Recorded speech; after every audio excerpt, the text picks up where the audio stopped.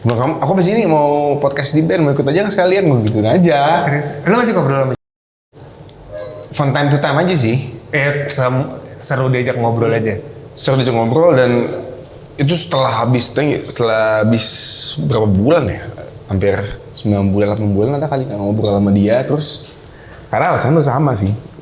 Kalau ngobrol, dia bring up the past, gue juga bring up the past. Sebelum kayak kita nggak bisa kemana-mana juga gitu, jadi ngapain.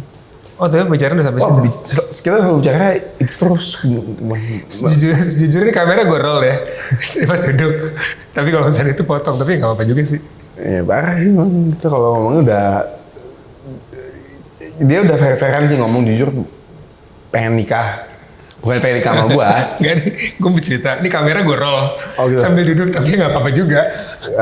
Tapi udah sampai bicara. Akhirnya gue yang mutusin, aku yang mundur aja deh gitu. Maksudnya mundur gimana? Mundur, kita nggak bisa ngobrol kayak gini terus-terusan. Takutnya kamunya jadinya nanti deket sama orang, ujung-ujungnya nyarinya nanya ke gue mulu. Soalnya begitu terus dia deket sama orang, dia ngirimin gue WhatsAppan show-nya gimana. Menurut kamu gimana? Ya ini mah cry for help banget menurut gue. Lu ngapain deket sama orang terus nanya ke gue. Pas gue baca, selalu gue bilangnya, ini orang bukan suka, ini orang obsesi. Nggak tahu dari mana. Lihat aja, kamu tuh berhijab. Kamu udah sama keluarganya ada nilai family value-nya. Lu juga kuat. Kenapa dia masih nanya pulang jam berapa? Ya kan kamu lagi syuting. Ya dia nanyain sih pulang jam berapa. Ya ngapain dia nanya pulang jam berapa? Sebelum jam 12 udah nyampe rumah ya. Makanya, wah. Masa dia nggak percaya sama ini lo gitu? Value lo gitu maksudnya? Iya. Lu lihat aja dia, mesti dia suruh lihat kamu aja gitu. Gue tipe cewek yang akan keluar malam tanpa bilang ke lu nggak gitu. Berarti cuma masalah egonya si cowoknya doang gitu maksudnya? Iya bener. Jadi kadang-kadang gue suka, ya dia lama-lama belajar sendiri sih. Gue bilang kayak ini sebenarnya aku ngomong biar kamu belajar. Kalau ada yang deketin, kamu harus bisa langsung memilah ini cowok yang mana, ini cowoknya kayak gimana, pengen nyari gimana. Nah sekarang dia lagi ketemu circle baru nih. Circle pertemanan baru. Terus menurut dia healthy banget tuh dia. Menurut dia ya. Masa udah punya anak nih gitu. Gua kapan nih nikah? Terus gua kapan nih mau punya anak? Wah nanti juga udah punya anak lagi nih. Nanti punya anak 2. Marcel punya anak 1. Gua belum gitu. Sekarang jadinya gua mau gak mau minta Marcel untuk kesal lo minimal sehari telepon gua. Cuma buat nanyain doang, gue ngapain, kayak nanti gue dari sini gue pasti telepon dia bilang kayak gue bisa ribet, nanti gue cerita gini. Men kalau itu bodoh tapi itu berhasil gitu aja sih. When it's dumb but it works. Syah thank you banget ya Syah. Gue kemarin ngecek, gue pernah bikin video sama lo 4 tahun. Bikin video sama lo 4 tahun yang lalu. Terus habis itu bikin lagi. Emang 4 tahun lalu itu? Itu 4 tahun yang lalu. Itu view salah satu. Itu yang membuat gue pertama kali bikin YouTube, abis itu gue pede, wah ini bakalan jalan nih. Karena visi bagus banget. Itu 4 tahun lalu? Itu 4 tahun lalu men. Covid kan itu. Itu baru bener-bener habis Covid. Itu tua banget ya. Ya makanya itu dia. 38 ya? Iya. Gue 42. Gue pertama kali ketemu lu tuh. Tapi lu katanya ke 35 lah, 35. Gue pertama kali ketemu lu tuh sejuta, enggak. Karena apa? Cinta apa sih? Alah sinetron itu sama Caca juga waktu itu. Iya sama Caca. Gue pertama kenal lu di situ. Tapi kalau gue tahu lu itu 10 tahun udah ya? Lebih lah. Lebih lah, udah belasan tahun. Gila, tua banget kita ya. Iya 38. Tapi yang bikin gue belum nikah lagi. Sabar, itu juga nanti bakalan gue tanya kok. Nggak, gue pengen tiba-tiba sedih gue lama-lama. Ini gue baru bikin video lagi karena menurut gue sayang aja karena waktu itu gue nggak bisa jalan karena waktu itu habis syuting kan. Nah sekarang gue mau bikin lagi, nih kayaknya nggak ada orang yang paling pas, gue ngajak ngobrol lagi. Tapi sebenarnya karena kan gue ketemu sama lo itu, gue lagi nge-MC acara launching mikrodrama, salah satunya lo. Terus habis itu, oh iya, itu gue ketemu lo di sebelum persiapan. Habis itu kalimat kedua, enggak, karena sebelumnya gue sempat dengar tentang lo di tempat syuting. Ini gue jujur aja deh. Gue mendengar ada satu kejadian yang lo alami di tempat syuting, tapi lo koreksi aja kalau salah. Pokoknya intinya, tapi orang itu bercerita bukan karena dia ngomongin lo, tapi karena dia tahu gue deket sama lo. Tapi lebih kayak, lo kapan terakhir kali ngomong sama Misha? Intinya gitulah. Dia kenapa gitu? kayak pada satu kejadian yang cukup drama lah di lokasi yang melibatkan lo. Bener tapi? Gak tahu dulu Gue gak tahu, tapi syuting apapun gue gak tahu. Entah lo marah, entah lo pokoknya sampai syuting itu berhenti apa gimana gitu. Bener gak sih? Enggak ya? Berhenti sih enggak, cuma gue digantiin sih. Karena ada satu kejadian. Sebenarnya bukan kejadian yang umum di depan muka semua orang, tapi kejadiannya lebih ke sama personal sama produsernya. Emang ada itu? Iya. Oh, tapi karena siapa yang ngomong? Gue juga lupa. Gue dari kemarin gue lagi cari. Kalau lupa gue gimana lebih lupa? Makanya, pokoknya tapi intinya bukan kejadian itu, tapi intinya setelah setelah gue denger itu, abis itu gue ketemu lu kan di acara itu, abis itu lu cerita, Syah lo apa kabar? Terus lo cerita lo ngalamin satu hal yang lo baru sadar dalam kehidupan lo yang berhubungan sama kesehatan mental lo gitu. Oh iya. Nah akhirnya gue jadi, oh ya gue tahu pasti ada something wrong gitu, pasti ada sesuatu. Yang mungkin itu related apa enggak gue nggak tahu. Ada. Emang ada sih, emang kejadian sih dan tapi itu nggak di depan umum kayak tadi lo bilang ya. Itu gue nggak tahu. Itu bukan di depan umum, itu lebih ke personal problem, terus solutionnya adalah ya langsung sama produsernya langsung. Tapi emang yang gue lebih tertarik bukan kenapanya dramanya, tapi karena abis itu gue ketemu lo, abis lo cerita there's something yang terjadi sama lo yang mungkin lo belum pernah alamin sebelumnya. Nah gue malah lebih pengen nanya tentang itu. Ya. Si sesuatu yang mengganggu mental lo itu. What's been going on, man? Jadi sekitar setahun lalu tuh gue sempet ngerasa dunia tuh gelap aja. Dunia tuh dark buat gue. Bukannya suicidal thoughts gitu-gitu ya, bukan. Tapi lebih ke ini dunia tuh apa yang lagi sih yang mesti gue bisa offer ke dia gitu. Dari gue buat dunia, buat hidup gue. Gue ngerasa gue nggak worthy aja. Jadi pikirannya tuh terlalu banyak negatif sama diri gue sendiri dan itu tuh karena kan lu kembar nih. Gue kembar. Begitu Marcel nikah, gue maksudnya nggak nyalain Marcel ya, tapi lebih ke pemicunya tuh stimulusnya apa sih kok gue bisa tiba-tiba kepikiran kayak gitu. Nah ini ternyata udah lama gitu dari Marcel nikah sampai sekitar tahun lalu, berarti 7 tahunan lah. 7 tahunan tuh gue ngerasa gue fine-fine aja. Ternyata gue nggak fine-fine aja. Orang banyak yang bilang kayak are you okay? Bilang kayak yes. Pas maksudnya waktu Marcel nikah orang banyak bertanya sama lo. Pertanyaannya lebih ke kapan lu Syah next year, kapan lu next year gitu. Itu standar sih, nggak masalah. Cuman the next 3 years tuh emang ternyata krusial banget buat gue. Tapi gue ya nggak tahu ternyata tuh krusial. Gue cuman kayak ya nggak apa-apa, santai aja. Pas begitu dia mau punya anak itu gue baru tuh kayak masa udah mau punya anak nih gitu. Gue kapan nih nikah? Terus gue kapan nih mau punya anak? Wah nanti juga udah punya anak lagi nih. Nanti punya anak 2, maksudnya punya anak 1. Gue belum gitu. Istrinya belum ada. Jadi kelihatannya tuh semua informasinya tuh gue tekan. Terus begitu ada informasi baru, gue nggak tahu nih cara telah informasinya gimana. Jadi sekitar setahun lalu tuh gue emang agak sedikit gonjang-ganjing tuh dalam pikiran gue. Terus dengan gimana gue move forward from this gitu loh. Jadi agak sedikit dark tempat yang di pikiran gue dan tempatnya yang gue nempatin diri gue juga gue gak bisa berfungsi di society gue. Seburuk apa gelapnya? Karena jujur gue juga agak relate. Makanya gue ngajak ngobrol tuh karena gue agak relate. Gue bisa bayangin rasanya kayak apa soalnya. Kayak triggernya gak ada. Tapi kayak lu kalau di rumah tuh masuk ke lubang gitu kan. Masuk ke dalam sampai berisik gitu otak lo gitu, atau di lu gimana? Kurang lebih sama. Itu kan sebenarnya cuma tipe-tipe stres seperti apa sih yang lo punya gitu. Ada level-levelnya kan. Dan yang gue dapet tuh adalah gue banyakan ke blaming myself aja sih. Tapi kalau lo tanyain kenapa ya, gue nggak bisa cerita spesifik detailnya apa yang terjadi gue harus lakuin. Cuman solusinya adalah menurut gue harus ketemu sama pendapat profesional aja sih menurut gue. Gue nggak saranin semua orang kayak untuk ngelakuin hal yang sama, tapi ketika lu udah nggak tahu lagi mesti kemana, gue udah lari ke Tuhan juga, lari ke society gue ya untuk gue kan Kristen, Muslim, jadi spiritual juga lo. Jadi gue coba secara spiritual.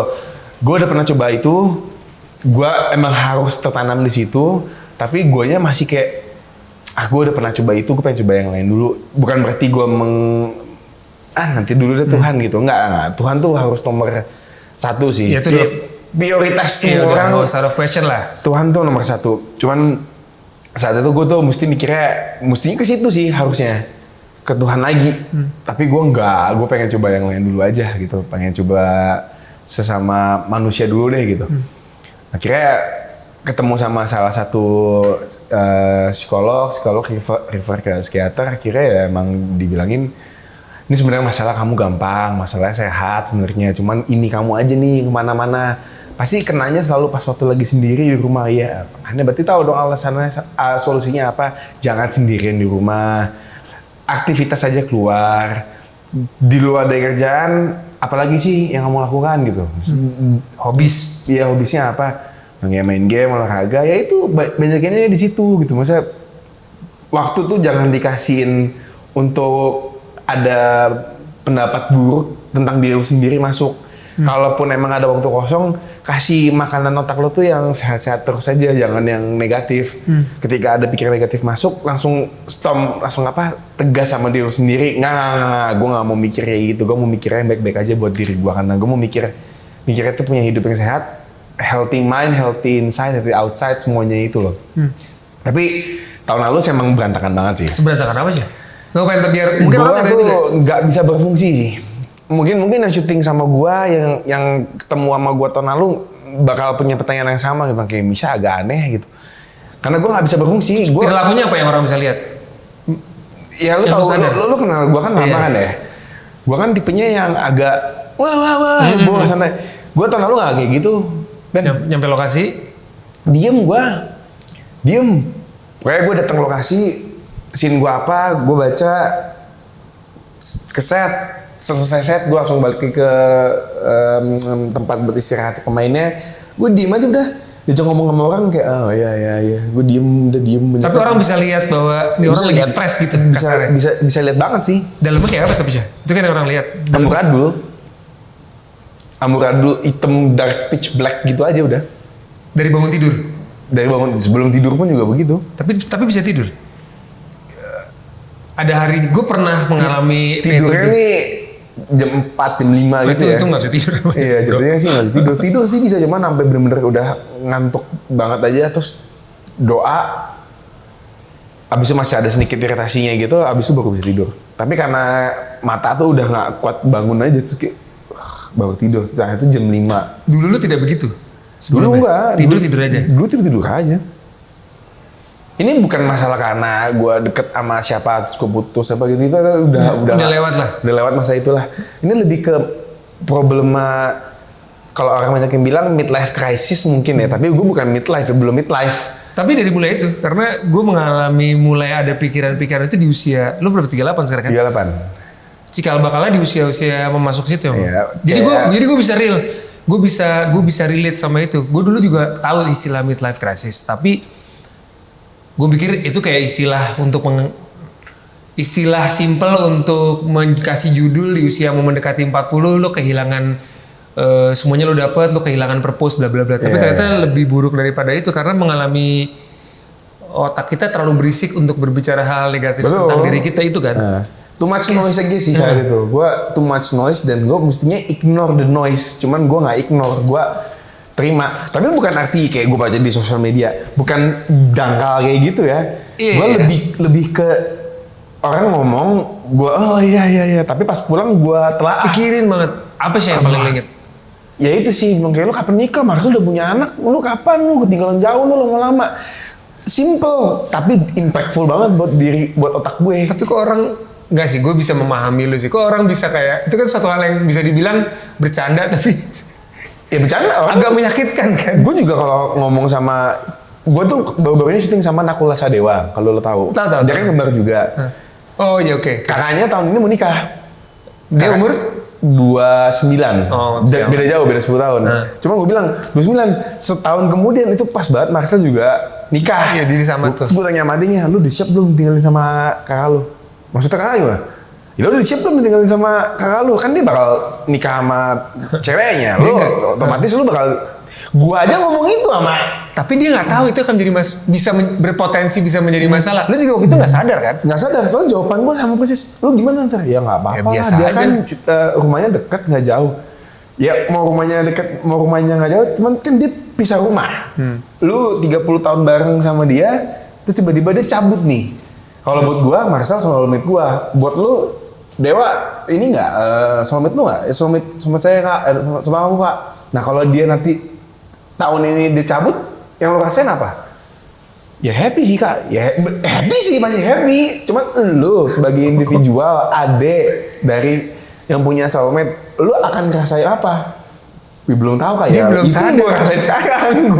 Itu yang gue rasain sekarang. Oh jadi kembar tuh ternyata Ya, nggak jadi segampang itu si ya. Marcelnya, Gue nggak bisa jarang ada yang bisa relate soalnya. Gue nggak relate soalnya. gue pas waktu ngobrol sama yang profesional tuh emang pas waktu diarahkan ke sana, bener juga ya gitu. Ternyata ya kita dari satu telur bareng, dari rahim ibu bareng, gede bareng, SMP bareng, SMA enggak, kuliah enggak juga enggak, tapi kita tinggal serumah. Gue selalu ada yang nge-backup gue kalau gue setiap kali punya masalah. Hal simple, kalau gue pulang, gue capek, gue bilang kayak masuk kamar Marcel, gue tadi gini. Langsung tuh? Cerita aja dong, cerita doang. Dia juga dia lagi tidur pun juga cuma cerita doang, gue cabut balik ke kamar gue, tidur. Nah, ketika itu nggak ada tempat buat gue ngasih informasi yang nggak penting dan nggak penting tuh nggak ada. Nah itu gue baru mulai, Marcel nggak ada sih. Gue coba telepon, aduh ganggu bininya, enak banget teleponan gitu. Nah pada akhirnya itu yang harus gue butuhkan sih, itu yang gue butuhkan, koneksi. Itu yang hilang. Nah, itu yang hilang dan itu yang gue butuh untuk re-attach karena itu tempat family sih jatuhnya. Dan family harus support itu sama lain, mau itu adik kakak, mau itu orang tua. Tapi Marcel kan special case karena gue tuh kembar. Banyak yang orang bahkan mungkin nggak nangkep kali. Nggak nangkep, gue lebih dari kakak ya, lebih dari kakak adik. Jatuhnya tuh gue soulmate aja sih sama dia. Gue juga gak pernah ngerasa ini akan jadi masalah karena jawaban gue sama, orang dia deket tuh rumahnya. Tapi ketika kebiasaan itu hilang, jadi udah gak terbiasa lagi. Nah gue nyari kebiasaan yang lain gak bisa karena kebiasaan itu bukan terbentuk karena dipaksa, terbentuknya secara natural. Dari kecil gue sama dia terus banget. Nah tiba-tiba tali pusar gue dipotong sama dia gitu. Ya udah gue gimana? Gue agak kayak ayam kehilangan kepalanya gitu. Kayak gue kemana ya gitu. Itu terjadi right after dia kawin. Setelah persis abis dikawin langsung bisa. Setelah dia kawin tuh gue cuma ngerasa kehilangan. Di hari maksudnya di hari hari pernikahan besoknya hilang tuh. Sehari sebelumnya lo masih bareng? Masih bareng. Gue tinggal bareng. Jadi sebelum dia menikah, H-1 dia belum menikah, gue masih syuting nih. Gue bilang Kesel, gue masih syuting gimana nih ya gitu. Bilang, ya lu bilang aja lah kakak lu nikah, kembaran lu nikah, lu mesti di sana, mesti di Bali sekarang juga. Oke, gue bilang sama orang kantor, gue bilang kayak maaf banget nih, gue bilang kayak gue denda gue deh nggak apa-apa, cuman gue harus ada di nikahan kakak gue. Lo lagi syuting apa tuh? Lupa gue. Stripping. 30 lagi syuting apaan ya? 30 apa? 30 tahun lagi syuting apa gue ya? Yang pasti umur 8 tahun lalu tuh. 30 tahun. Gue masih sama mantan gue sih waktu itu. Jadi. Oh iya oke. Lo masih punya tempat untuk bersandar lah saat itu. Jadi lu kayak gue masih belum ngerasa itu menarik tuh, begitu setelah selesai sama dia, gue masih pulang sama doi kan. Jadi nggak ngerasain tuh kehilangannya. Begitu sama yang itu juga kelar. Yang ini juga hilang. Wah. Jadi tapi jadi kejawab ya. Ya ini bukannya menguak-nguak lagi ya. Cuman waktu tapi gue grateful aja dengan apapun yang terjadi sama ya ini. Kalau ngurik masa lalu, apapun yang terjadi sama dia, gue grateful banget. Itu cuma maksud gue, kan gue lumayan tahu beberapa kisah lo nih. Dan waktu lo putus, lo pernah ada satu kisah lo di mana lo putus dan itu berdampak gede banget buat lo kan. Lo pernah cerita sama gue, bukan cerita, gue ngalamin, gue pernah bertemu lo di fase setelah itunya soalnya. Jujur gue beranggapan, maaf nih ya, agak berlebihan sih waktu itu. Emang berlebihan? Kok patah hati lu berlebihan menurut gue? Emang berlebihan. Orang itu bucin pertama. Gue bilang nih kalau sama lu. Bucin pertama gue itu. Hah? Bucin pertama gue. Iya maksud gue lu bilang, lo agak over sih. Maksudnya ininya. Terus lu juga sadar, gue agak berlebihan. Tapi akhirnya jadi kejawab. Mungkin karena itu pas dia hilang. Yang hilang tuh lu double. Hilang itu sama hilang partner lo gitu. Apa kembaran lo? ada lubang, gue isi lagi, tapi lubang karena juga gue jadi lubang lagi. Tapi emang bener, setelah ditelaah banget, emang semua itu pasti ada pemicunya. Nggak mungkin ada reaksi kalau nggak ada aksinya. Jadi ada aksinya dulu, reaksi gue begitu. Lu bonding sama kembaran tuh. Lu waktu kecil, gue pengen tahu aja. Waktu kecil, lu tipikal kembaran apa sih, baju bareng gitu sama keluarga lu? Itu dari nyokap bokap sih biasanya. Iya maksudnya di treat seperti itu. Iya. Lu masa kecil lu kayak apa sih? Gue pengen tahu masa kecil lu tuh kayak apa sih? Gue gak inget sih masa kecil gue kayak apa ya, cuman indah aja menurut gue. Di memori lu rasanya indah. Indah semua. Gue ngerasa tuh selalu Nadine Marcel gitu, ya, tiga orang gitu. Yang gue rasain tuh cuma satu sih. Gue ngerasa, pokoknya setiap kali gue kayak mau jatuh, selalu ada yang nahan aja. Itu gue rasain aja dalam waktu masa kecil gue. Kalau sekarang kan gue nih sendiri banget nih, bukan sendiri banget sih. Iya. Nyokap bokap gue masih ada, tapi kita as we grow older, kita mau gak mau kan harus face the reality that in this world you're alone. Cuman you're not alone. Cuman you're alone. Iya, gitu. Alone. Iya. Gue pun juga merasakan itu. Jadi itu yang harus diganti. Apalagi emang you are alone, tapi you never alone. Because you have God, you get your family, you get best friend behind you. Nah, ketika lu ngebiarin diri lu jatuh, ya itu salah lu sendiri. Apa validasinya ya? Biasa lu memvalidation atau justifikasi. Gue bener nggak ya? Karena lu punya tempat sharing kan? Sel, gue ini mau percintaan, mau kerjaan. Sekarang jadinya gue mau nggak mau minta Marcel untuk kesal lu minimal sehari telepon gue. Cuma buat nanyain doang, gue ngapain. Kayak nanti gue dari sini gue pasti telepon dia bilang kayak gue bisa di band, tadi gue cerita gini. Itu menurut gue komunikasi kecil seperti itu penting banget. Karena awalnya semua pasti dari kecil. Gue tuh recently baru baca bukunya sih udah agak lama sih. Kalau nggak salah namanya pembuatnya James Clear. James Archer kalau nggak salah deh. Namanya Atomic Habits. Gue baca juga. Nah itu tentang small things. Gue pas waktu baca ya just start small aja sih. Yeah. Just start small. Nanti yang gede-gedenya itu bakal fall to pieces by itself. Nah, tapi lu terus-terusan lakukannya kan? Iya. Dan gue minta tolong sama Marcel. Gue ngerti lu udah punya anak, Sel. Lu punya bini juga. Tapi bini lu harus ngerti gitu kayak. Dia ngambil lu dari gua in a good way by marriage, bukan ngambil sini lo gitu, nggak gitu. At that time gua nggak ngerti kalau misalkan ya lu kenapa sih lebih milih nikah sama dia padahal we have good things going on between two of us. Ini cuma karena saat itu gua masih muda dengan pemikiran gue yang agak dangkal, tapi sekarang gua tuh understand banget kalau emang kita have to move forward, bukan move backwards gitu. Ya balik lagi, gue masih dengan pemikiran gue yang belum se-mature sekarang. Ya gue gak bilang gue mature juga sih, cuma harus lebih mature dari sekarang. Menurut gue. Di situ gue nemuin jawaban yang kesal, gue boleh tolong aja gak? Lu at least sehari minimal sekali atau 2 kali aja nelfon gue, cuma nanyain lagi ngapain lu?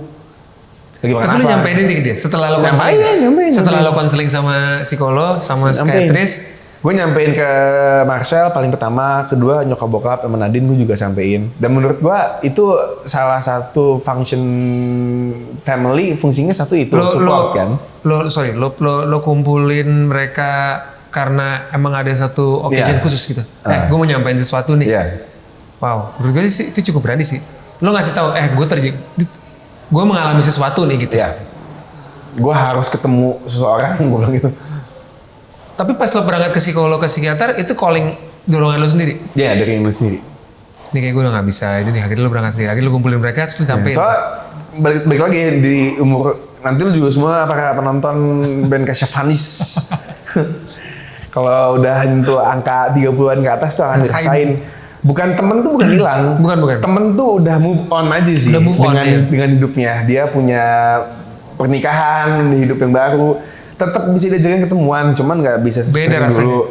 Nah, terus lu coba isi dengan teman-teman yang baru, cuman masa iya 26, 27, 25 yang nggak bisa gitu. Gue pengennya udah kayak Tapi lu masih berasa di dalam lu berapa? Lu pasti merasanya? Gue sih berasa jujur masih kayak 28, 29 sih, berasa banget.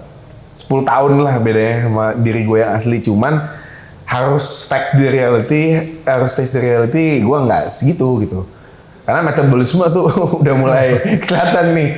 Bangun kayak susah banget. Sebesar olahraga kayak duduk Duduk kalau berdiri terlalu cepet pusing. 38. Nah sekarang baru tadi ngomongin soal nikah. Walaupun tuh pertanyaannya kayaknya cuman lo belum nikah apa segala macam. Nah kemarin waktu kita ngobrol telepon, terus pas gue pertama Syah bikin video yuk, waktu itu cerita, habis itu lo ngomong sesuatu yang gue nangkepnya, lo menyadari beberapa kisah lo berakhir tragis. Lo pikir, lo sering, gue suka menangkapnya lo ngerasa kayak gue disakitin, lo ditinggalin, tapi akhirnya lo kayak sekarang point of view lo balik kayaknya di gue deh gitu. Iya. Itu benar. Jadi semua orang pasti ngalamin, lalu juga Ngalamin. permasalahan dia emang gak ada apa-apanya. Enggak bos, namanya rasa gak ada bedanya bos. Jadi point of view gue coba, gue jangan kayak gini, tapi ke point of view gue tuh kayak gue ngeliat aja semua. Banyak yang lebih menyakitkan daripada gue. Tapi namanya sakit aja sih menurut gue. Yeah. Pahit. Yeah. Kalau gue lebih gini. Maaf. Kalau gue sakit, konsekuensinya yang lebih mesti gue ada masalah gue. Gue pengen tahu point of view apa yang berubah dari lo, maksud gue. Lebih banyak pertanyaannya tuh ganti kenapa jadi gimana. Maksudnya? Kalau dulu tuh pertanyaan kenapa sih itu terjadi sama gua? Kenapa sih dia begitu? Kenapa dia begini? Kenapa dia begitu? Kenapa begini sih gitu? Nah, sekarang gue ganti gimana caranya gue nyelesain masalah ini? Gimana caranya gue untuk bisa get past move this problem, daripada kenapa gue lebih nanya how. How to deal with this, how to solve this problem, kayak how to make this problem make me more mature gitu-gitu. Jadi pertanyaannya gue ganti, daripada dwelling sama diri gue sendiri, nanya sama diri gue sendiri, mendingan tanya sama Tuhan aja. Kalau Tuhan belum nggak jawab, ya udah tanya sama peersnya. Kayak gue mesti ngapain nih? Seeking help is not problem loh. Seeking help is a must, gue bilang gitu. Seeking bukan artinya kayak gue minta duit dong, nggak gitu juga. Cuman kayak minta tolong sama teman personal friend lo, tolong bantu gue dong. Gue lagi punya masalah nih. Terus kayak gue permasalahannya agak bingung. Gue bilang masalahnya apa? Lo harus juga tahu sih dengan siapa lo berbicara. Nggak bisa sembarang orang lo ajakin kasih tahu tentang permasalahan hidup lo. Soalnya dia sendiri pun juga pasti punya masalah gitu. Dan nggak tahu masalah ini mungkin lebih berat daripada masalah lo. Jadi lo harus tahu banget memilah siapa dengan orang yang lo bicarakan masalah lo. Gue tahu punya siapa, gue tahu punya support system. Jadi gue bicara sama mereka, gue ngobrol sama mereka ngasih input. Kadang pun juga nggak ngasih input, mereka cuma dengerin doang. Tapi dengerin doang permasalahan gue. Itu cukup gue tuh udah lega banget sih sebenarnya. Jadi paling saran gue tuh adalah you have to talk about it sih. Your problem tuh you have to talk about it. Tapi kadang jujur ya, gue juga ngalamin 3 tahun terakhir nggak gampang juga. Gue baru mengalami hal yang gue nggak sadar. Gue baru tahu anjir gue punya ini dalam hidup gue. Ini gue juga lagi dalam proses. Makanya gue ajak ngobrol tuh, gue senang ada orang yang bisa gini, yang tahu. Kita kan cowok ya, itu menurut gue jadi salah satu stigma juga tuh. Betul. Gue punya beberapa circle atau teman-teman yang gue bisa cerita nih tanpa gue harusnya, bahkan yang kita butuhkan menertawakan itu kan. Nah gue ada tuh beberapa teman, cuman kalau tadi lu ngomong lu mesti you have to talk about it, kadang tuh terlalu oversharing, lu capek sendiri. Karena buat gue lumayan panjang nih, gue ngalamin ini bisa 3 tahun 4 tahun terus gitu. Masalah yang sama. Menurut gue emang untuk menyelesaikannya kita butuh waktu yang cukup panjang gitu untuk bisa get through with it. Tapi di setahun terakhir gue udah kayak nggak mau cerita lagi. Gue pendem semuanya tuh karena gue ngerasa capek. Gue mikir orang capek juga kali dengernya. Kadang-kadang lu ada kan teman lu cerita suatu masalah atau sesuatu dalam hidupnya sampai lu pikir anjing, lu mah nggak mau berubah, namanya cuma curhat-curhat doang. Nah, kalau itu jatuhnya cuma sekedar cerita. Kalau a true friend sama gue, friend tuh dalam arti dia support system lu ya. Support system tuh dalam arti lu punya masalah, dia pasti akan ada. Walaupun dia punya bini atau punya istri, tapi dia selalu laki-laki sih. Berarti kalau dia punya bini atau punya anak, lu tahu diri juga kapan lu harus ceritanya. Lu is it a good time, lu lagi ada waktu, lu lagi punya masalah. Tapi a true friend yang artinya dia support system, dia bisa ngebantu lu dalam secara bukan masa lalu tapi secara spiritual juga. Karena permasalahan yang kita punya kadang-kadang tuh aduh ini impossible banget untuk kelar. Tapi buat Tuhan kan gak ada yang impossible, semuanya buat Tuhan tuh possible. Dia menjadi salah satu reminder lu, ya udah kalau lu udah ngomong sama gua, lu ngomong sama yang di atas. reminder aja jadinya. Kayak Menarik sih. all of your problem nggak mungkin secara sama manusia, cuman Tuhan mungkin bisa nyelesain. Lu cerita ke gua, anggapannya gini deh, kalau lu cerita bertahun-tahun terus nggak ada perubahan, berarti dia bukan true friend, bro. Sorry banget sih, bukan bilang semua yang Iya. semua temen lu yang nggak bisa ngasih jawaban bukan artinya true friend ya, bukan. Mungkin dia punya masalahnya sendiri juga dan mereka belum nyelesain. Tapi yang ngerti cara untuk nyelesain masalah adalah bukan seorang itu, dia cuma bisa ngasih pendengar yang baik aja. ngasih remind. Semua lagi tuh ujung-ujungnya balik ke Tuhan gitu. Dan kalau sama Tuhan nggak mungkin salah, pasti benar. Gue bukan Preaching ya, apa sih? Bukan preaching, bukan kayak kesannya gue paling benar.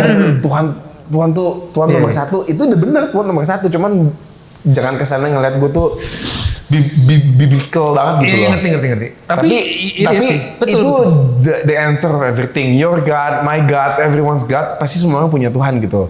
Kalau nggak punya Tuhan ya itu lain cerita lah. Tapi lo harus punya Tuhan dan lo harus punya hubungan yang baik sama yang di atas. Karena pada ujung-ujungnya yang bisa bantu adalah dia juga yang akan ngebantuin jalan lo untuk ngebuka. Dia juga. Kalau jalannya susah, berarti lo lagi dicoba aja. Dan kalau lo bisa nyelesain, dan Tuhan nggak mungkin ngasih cobaan yang nggak mungkin bisa lo nggak selesaiin. Pasti bisa lo selesaiin. Lo menurut lo aja nggak bisa, tapi lo bisa. Nah jadi pertanyaannya banyak banget ganti. Ini jadi menarik nih. Tapi gimana kalau perilaku lo belum segitunya bisa mengikuti ininya dia, rulesnya Tuhan. Tuhan ya, kenapa frekuensinya Tuhan tuh selalu ada kok. Selalu di, misalkan anggapannya 101, FM gitu. Lu punya radio, lu tuh adalah radionya. Lu tinggal, kalau lu tahu kapan lu mau masuk ke frekuensinya, lu tahu frekuensinya berapa kok. Tinggal putar aja ke situ. Mau lu dengerin, silakan. Mau nggak dengerin, enggak. Tapi bukan berarti dia nggak pernah hilang. Dia selalu ada di situ. Dia selalu siaran deh bareng. Selalu siaran. Tinggal lu dengerin aja korbannya kapan. Gitu. Tinggal lu dengerin aja berkahnya itu kalau lu mau. Kalau lu belum siap, lu belum tahu mau kapan, ya udah tunggu sampai lu kapok aja diri lu sendiri, sampai lu lelah, sampai lu berantem sama diri lu sendiri, sampai kayak gue mesti ngapain lagi sih? Pernah lah. Pernah sampai lu tahu lu lagi stres. Tahun lalu tuh gue ngaco banget. Dan terus lu ngaco sampai kayak capek gue. Gue udah bener-bener ngaca terus kayak nanya, lu tuh siapa sih? Ya itu pertanyaan itu gue juga kemarin sempet tanya tuh. Kayak, lu tuh yang mana gitu. Mungkin agak gila gitu kayak, lu siapa sih gitu kayak. Tapi pertanyaan itu lebih ke secara nanya ke lu sendiri pribadi. Apa yang lu mau dengan hidup lu? Anjir sama lagi kayak goals lu apa tuh 5 tahun ke depan apa gitu. Itu sih itu tai sih. Tapi naik itu yang ngebuat pak. Gue tahu apa yang gue mau. Betul. Karena gue balik lagi sih, orang harus digambar dulu untuk biar kapok. Mungkin itu cara nge-kapokin diri kita sendiri adalah untuk nanya ke kaca. Mungkin kesana apaan sih nanya ke kaca, klise banget. Tapi enggak, itu bener. Men kalau itu bodoh tapi itu berhasil gitu aja sih. When it's dumb but it works. Sekarang kan lu lagi proses nih. Tapi mau balik nanya ke tentang nikah nih. Apa lu merasa gini? Jujur lu mencari kan? Lu mencari gak gue tanya deh? Mencari. Gue pokoknya bukan mencari, lu ingin gak? Sebelum 40 gue udah harus nikah. Standar itu udah turun belum? Tadinya di umur berapa? 35 sih. Udah injury time. 35 sih. Udah injury time. 4 tahun lalu udah. Akhirnya sebenarnya bukan lebih ke tapi gue gak merasa itu ini loh. Tapi sebenarnya bukan masalah untung standar lu belum nikah gitu. sih. Lu ngalamin ini. Serius. Gue malah ngerasa belum kualitas gue in relationship 3 4. Gue merasa kenapa lu ngerasa kayak gitu padahal misalnya you get good things going on. Ya alhamdulillah.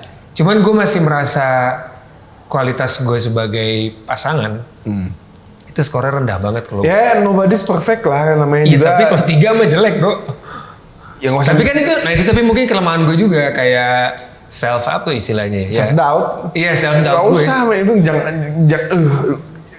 jangan pernah self doubt yourself. Yang ada self worthy yourself. Bilang kalau you are worthy of love, you are worthy of God, you are worthy of anyone's time, you are worthy of yourself. Itu yang gue pelajarin sih pokoknya sama dokter gue. Jangan pernah pokoknya kalau ada serangan Enak lo yang ngomong sekarang lo ya. Amerika Israel masuk ke sini. Ada serangan pikiran jahat. Lo harus tahu caranya sendiri, punya mantranya sendiri lah gitu, kayak apa kayak bilang, nah, gue dicintai sama orang, gue dicintai sama Tuhan, gue punya pasukan yang bisa ngebuat diri gue sendiri untuk bisa menjadi orang yang lebih baik. Lo harus punya mantranya sendiri. Apa kayak kalau gue sih langsung punya doa, terus gue bilang kayak Tuhan, tolong gue lagi punya negative thoughts, help me to get rid of them. Dah langsung hilang dah gue. Balik lagi bukan religius, cuman setiap orang punya caranya masing-masing. Nah, berarti sekarang lu yang lo bilang kemarin berada di tempat gelap segala macam tuh udah lewat. Udah hilang, udah lewat. Oh, udah lewat tuh. Udah lewat semua. Sekarang lo di kondisi tenang banget gue. Oh ya? Gue udah serenity banget sih sekarang.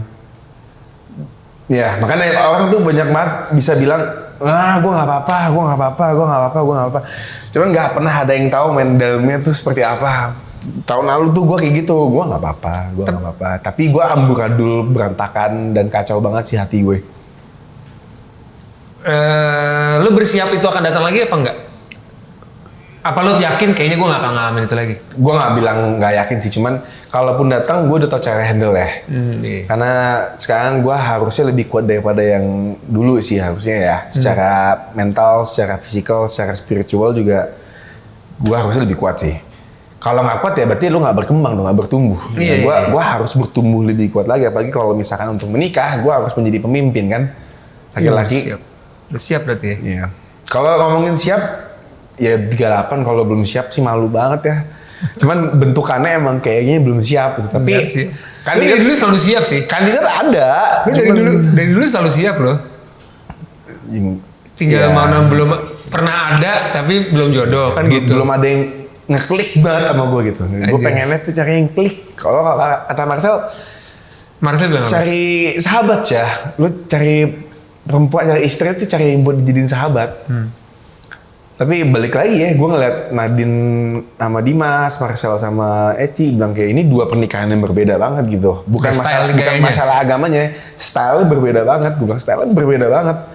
Kenapa beda banget ya gitu. Terus gue kalau ngeliat lu, gue juga sering banyak nanya tentang lu sama bini lu. Ketemu sama teman kita Rinaldo Sohos, gue juga tanya sama bininya, lu gimana sama bini lu? Ternyata itu pernikahan cuma berbeda ya. Mereka punya budayanya sendiri, mereka yang ngebuat budayanya. Dan nah karena saking banyak informasi yang masuk, gue jadi kayak, gue gimana nanti bangun budaya gue ya gitu. Jadi bertahun-tahun tuh nanya terus tahun lalu gue agak hancur. Jadi amburadul bilang, waduh gue katanya belum siap menikah, berantakan nanti gimana. Gue mimpin diri gue sendiri, apalagi mimpin orang lain, apalagi mimpin anak gue nanti. Iya sih, itu lumayan sih. Pada saat lo lagi... Jadi gue harus benahin banget pikiran gue sendiri dulu. Mungkin orang banyak yang mikir, masa 38 masih kayak begitu bro, ini bisa kenal di umur kapanpun bro. Umur 50-60 pun juga selama lo gak deket sama yang di atas, ini bisa kena banget. Lo pikir kenapa banyak yang cerai? Begitu. Tapi juga ya nggak bisa di juga sih. Nggak bisa dijadiin satu faktor utama itu enggak. Tapi kedekatan sama Tuhan tuh berarti jadi satu prioritas lo yang paling... Harus sih, harus. Itu pasti. Tapi di posisi lo sekarang emang tuh jadi ininya lo ya, core-nya lo itu ya? Core, itu tuh anchor gue sih.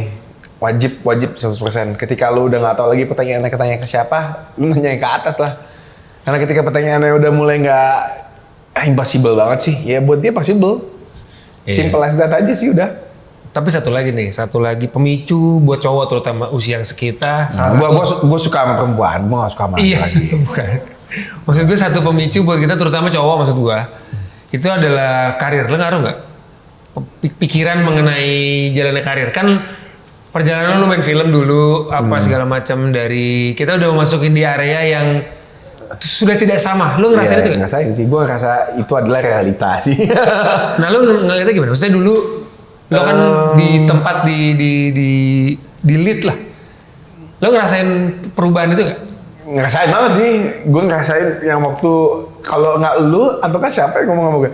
Rampisha, lu ngerasain ketika lu udah nggak tahu, lu ditaruh untuk jadi pemain yang kuliah atau bapak-bapak usia tanggung di usia yang tanggung, lu nggak tahu nih mau dimasukinnya kemana. Nah gue sempet ngerasain itu dan oke. Lu juga pada gimana sih? Ke bawah pikiran nggak? Enggak sih. Sama sekali nggak Sama terus. sekali enggak. Kalau untuk kerjaan gue ngerasa semua tuh dikasih sama yang di atas. Jadi kalau misalkan nggak dapet ya nggak dapet. Kalau misalkan nggak jadi. Kalau jadi amin. Tapi gue nggak pernah ngerasain. Ya gue udah tahu sekarang gue 38. Jadi dapat peran yang umur 25, 23 udah nggak ya. Bukan nggak mungkin sih. Mungkin aja. Mungkin. Cuman lu yakin mau pakai gue dengan muka gue yang umur segini jadi umur 25 gitu. Sekarang Tapi masih ada tawaran itu. Beberapa tahun lalu masih ada kan? Beberapa masih ada sih sebenarnya. Cuman gue selalu bilang lawannya siapa, umur berapa? Iya. 23. Gila bedanya 15 tahun. Pujian sih itu 15 tahun, lu yakin? Terus gue pasti selalu gue bilang, gue agak tinggi loh. Dan pemain-pemain yang datang ini sekarang tuh mereka small semua gitu. Nggak pendek, ya Jadi paket. kalau pas itu ditaruh di kamera, kesannya wah 38, 23, pedofil. Nggak pedofil lah. Pedofil kan 21 tahun ke Ya bawah. maksudnya jadi janggal aja. Janggal aja sih. Kalau ngobrol sama Sudah dia, tinggi lagi. manggilnya kak, gue bilang jangan manggil kak. Apa om ya jangan om juga. Manggilnya si aja gitu. Tapi Nggak bisa lah 16 tahun. Lagi 16 tahun lu udah gaul, lu berlahir tapi gitu. gue emang gak pernah mau dipanggil kak atau om atau apa. Keponakan gue aja manggil Nisha semua. Iya, emang karir lu nggak pernah masuknya bagus juga sih.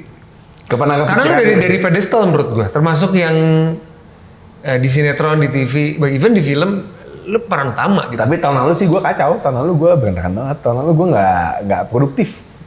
Nggak produktif. Lo tolak apa karena males ikut tahu rasanya? Gue nggak berfungsi aja as me. Otak gue tuh nggak bisa mencerna skrip, baca skrip aja gue. Bentar ya. Satu. Nggak bisa masuk. Nggak bisa masuk. Nggak berfungsi otak gue. Jadi kalau ngomongnya I was in the dark place, ya I was not in the right mind, yes. Cuman untung banget sih gue got safe again. Ini sekarang.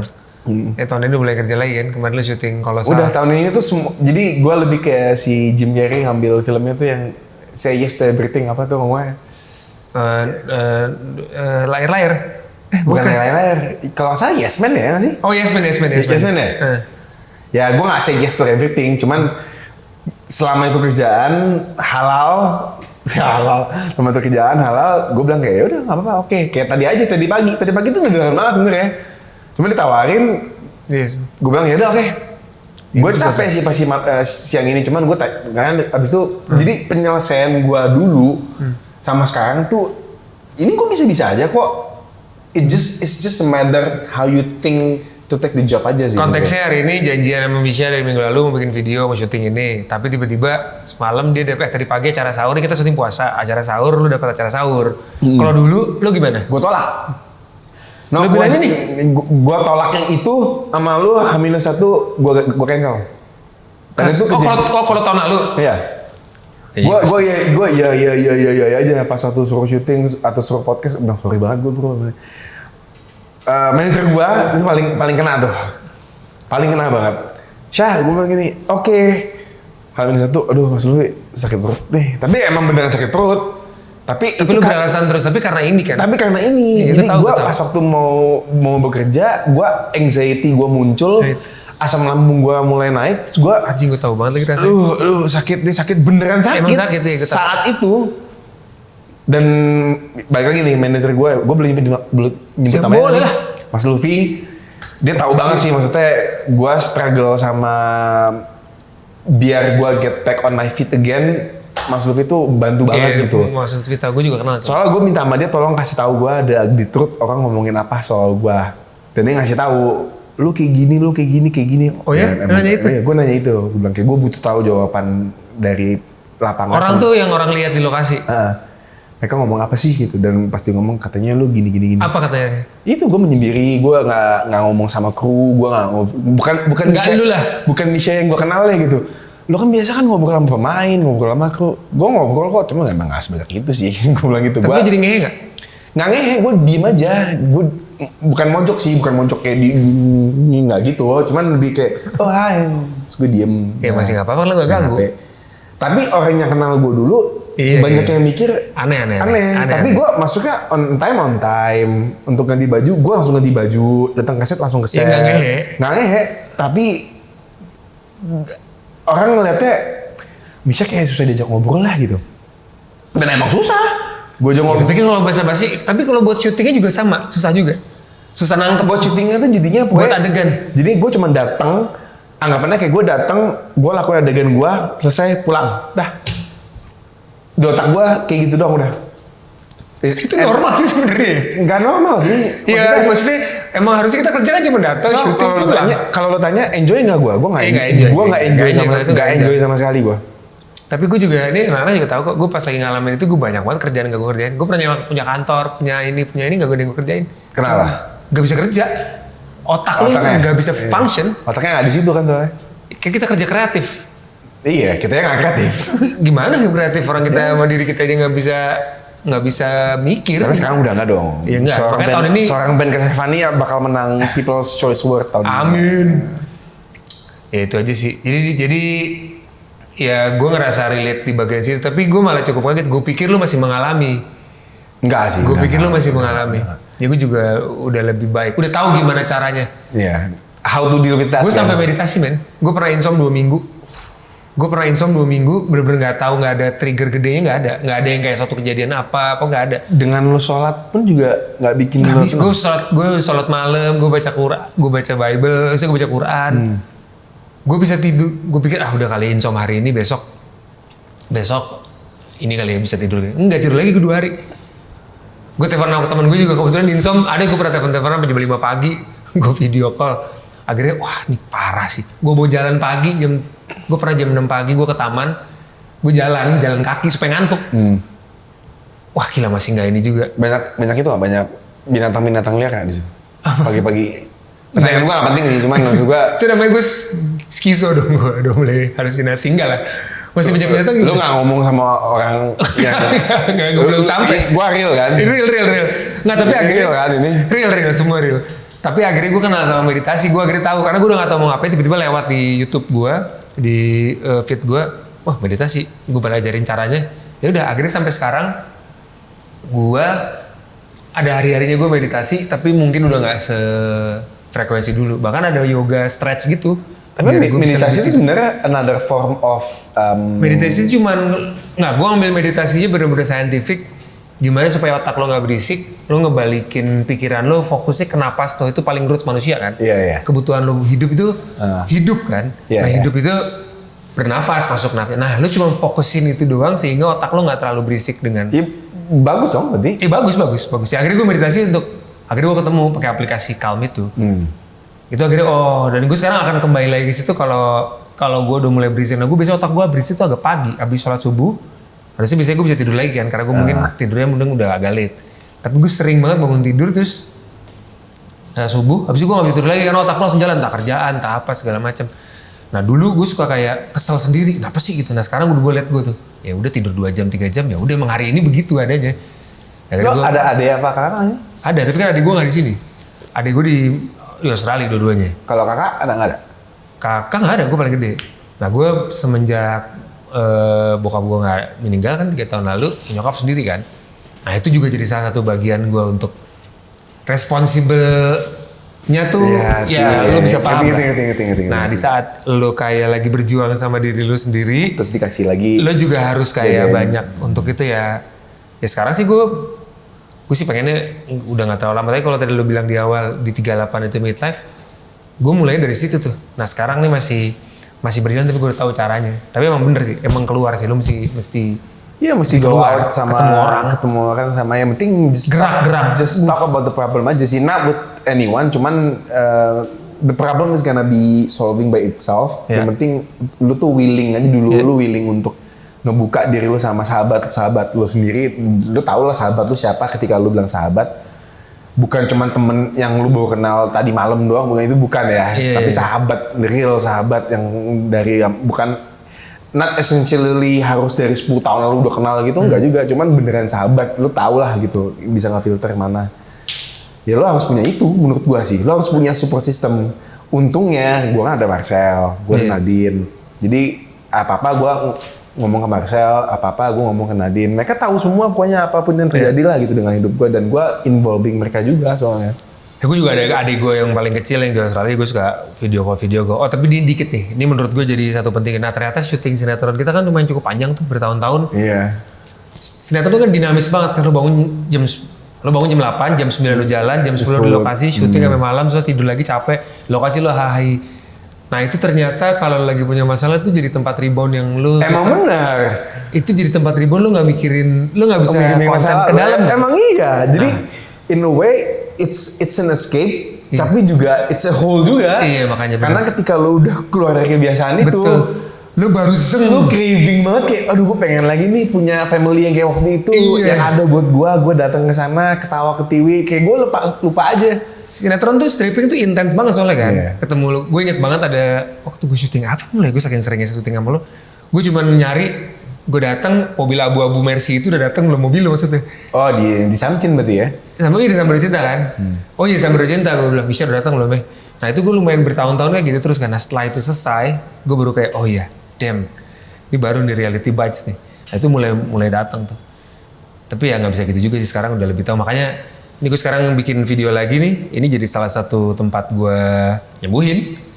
Ya bagus. Karena waktu itu gue bikin habis itu gue stop. Glad to be here man. Ya gitu sih ya, thank you Syah. Waktu itu udah habis ya? Nggak juga sih. Sejam udah kan? Sejam ya lah, udahlah cukup lah man. Cukup lah. Syah, thank you Syah. I love you man. Thank you man. I love you man. I love you too dong. I love you too man. I love you man. I love you too man. I love you too man. Brotherly love man. Much love. Thank you.